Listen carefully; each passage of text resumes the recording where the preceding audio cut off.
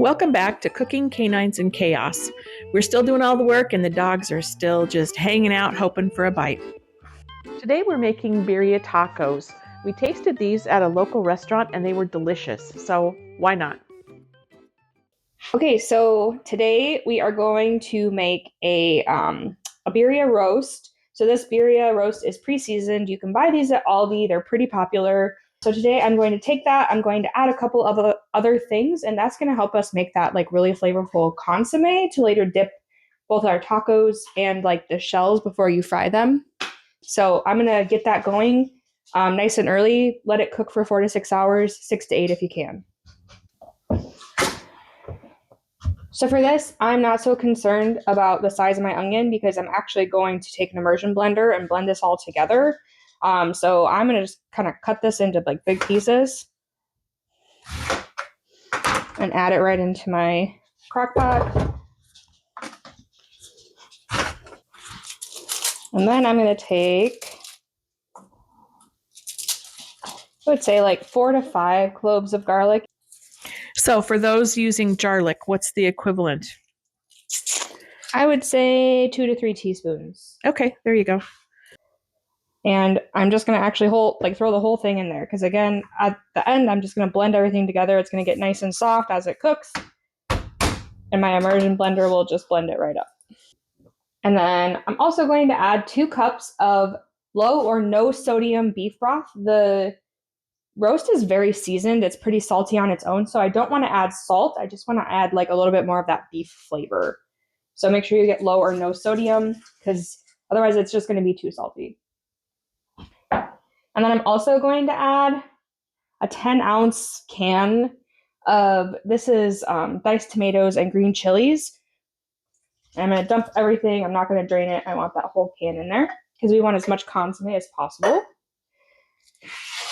And then my last step is just going to be to take my roast out and put it in the crock pot. So I'm going to put my lid on this. I've got my heat on high because we have more like 4 to 6 hours, not the 6 to 8. So we're going to go high heat and we'll come back later. And so I'm going to throw together just a little bowl of guacamole. So I'm just going to cut them avocado in half. And then I'm going to grab a spoon. And scoop this into a bowl. Hi, Lucy. Lucy's in to help because she always is. And then these aren't probably like the traditional tomatoes that people would put in guacamole, but they're the ones that we have. So I'm going to cut these up into kind of just bite-sized pieces. And another add here, we have a few fresh limes. So for this batch, I'll probably only use half of the lime for juice, and I'll save the other half for on top of our tacos later. Getting a lot of juice out of this half. The garlic is not quite as harsh of a garlicky flavor, but it adds just that little bit. I'm going to do maybe a teaspoon. That might be a little bit less than that, but somewhere around there. And then I'm going to take a little bit of salt. And then I'm going to mash this up. And I think you're supposed to use this for pastry, but we use it for guacamole, mashed potatoes, kind of just whatever. So once it kind of looks like that, you've kind of got everything blended together. So I'm going to cover this tightly with plastic wrap so that the avocado doesn't brown, and then put it in the fridge. So before I get like really heavy into getting my roast and my consommé ready, I am going to just get my toppings all cut up so that when it's go time, we can just go ahead and cook everything up. So I just have a half of an onion here, any kind of onion that you want.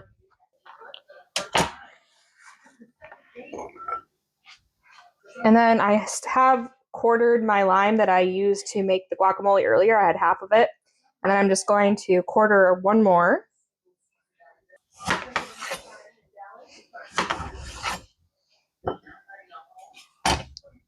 And then the last thing that I'm going to do, and this is all optional, by the way, but it's just kind of a nice to have.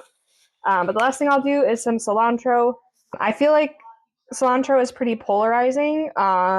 Maybe you could tell us in the comments if you love or hate cilantro, because I think it's either love or hate. I don't think there's a lot of in between. There, I'm just gonna like run my knife through this several times and get it into smaller pieces. And I'm gonna throw this into a bowl as well. And then I'm gonna go ahead and get our roast ready to go.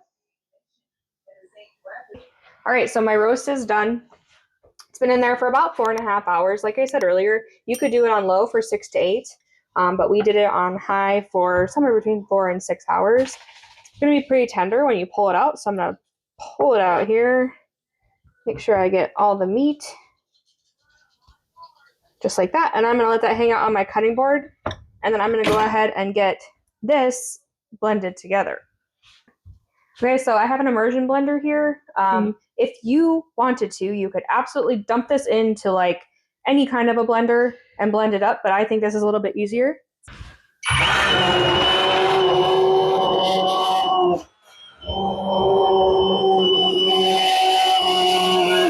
And you're just gonna kind of blend until you don't have any chunks left.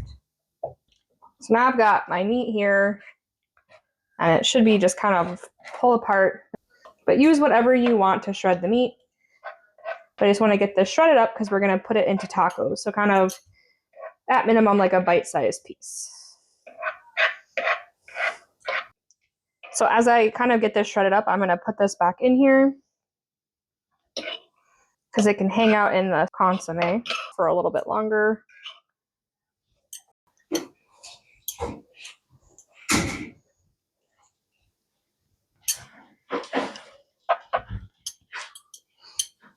Okay, so my roast was nice and tender, shredded up really easily. This only took me like a couple of minutes.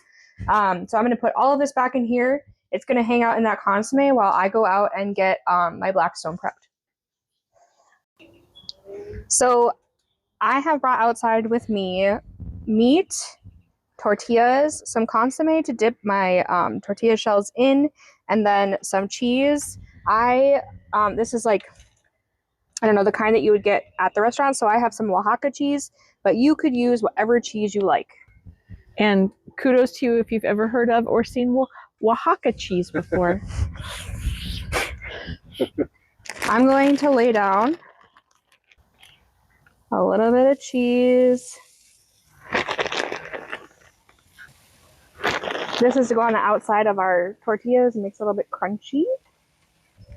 And then we'll take our tortillas, give them a good dip, and plop it on top of the cheese like that.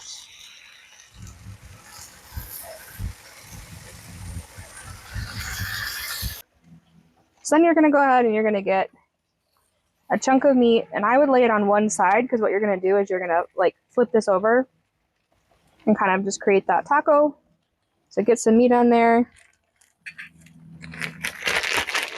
Let me hand you some Oaxaca. A little bit of cheese.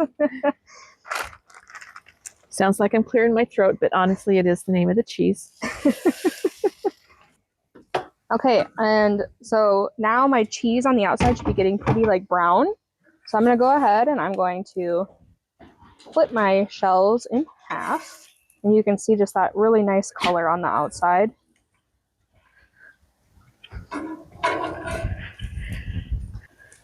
Okay, so now that I have some nice color, I'm going to go ahead and put these on a plate. You can see that that's just nice and brown and crispy. If you have any recommendations of things that we could add, I'm always open to suggestions. I kind of tend to go with like what I've had at a restaurant. But if you know that there would be something like really delicious to add to this, I would love to hear it. Again, wish you had smell-o-vision.